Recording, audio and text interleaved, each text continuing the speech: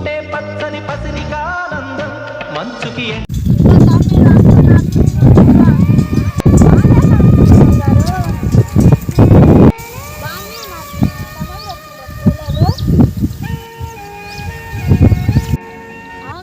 కష్టపడితే ఫలితం ఉంటుందంటారా? ప్రతి కష్టానికి ఫలితం ఉంటుందన్నా.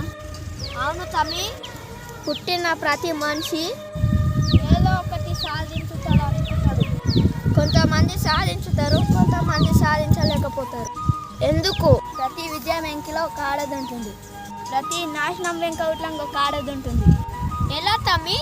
మనకు తోడుగా ఉన్నవారు మనలో ఉన్న కళను అర్థం చేసుకొని మనకు అనుకూలంగా ఉంటే విజయం పొందుతాము.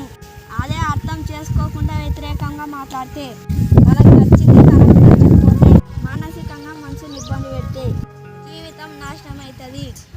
అంటే ఆడవారి గుణగణాలని పట్టి మంచి చెడు జరుగుతుందా? అవునన్న, ప్రపంచ ప్రకృతిలో అన్ని జాతులలో స్త్రీ జాతి అద్భుత శక్తులు కలది. స్త్రీ ప్రేమతో చూస్తే పచ్చని సంసారం ముందుకు సాగుతుంది. అదే కోపంతో చూస్తే సన్యాసైతాడు, బూడిద నోలుతుంది. అరే అంత శక్తి ఉందారా? ఇంకా అర్థం అవుతలేదారా నీకు?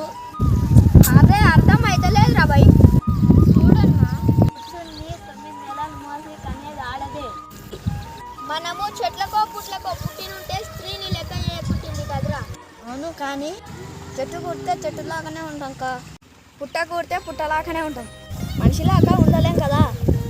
మనిషిలాగా పుట్టడమే మన అదృష్టం. అవును నిజమే, అన్ని జన్మల కంటే మానవుని జన్మ గొప్పదే కదా. ఆ మనిషిని కన్నా స్త్రీ ఇంకా గొప్పది. ఇప్పుడు అర్థమైంది కదా నీకు? అవును తమ్మి, ప్రపంచంలో అన్నిటికంటే స్త్రీనే గొప్పదంటావా? అవునన్నా. ఎలా చెప్పగలవు తమ్మి? ఈ దేశంలో ఎన్నో పక్షులు, జంతువులు, మనుషులు ఉండగా జంతువుల పేరు, పక్షుల పేరు భారత పిత అని ఎందుకు పెట్టలేరన్నా?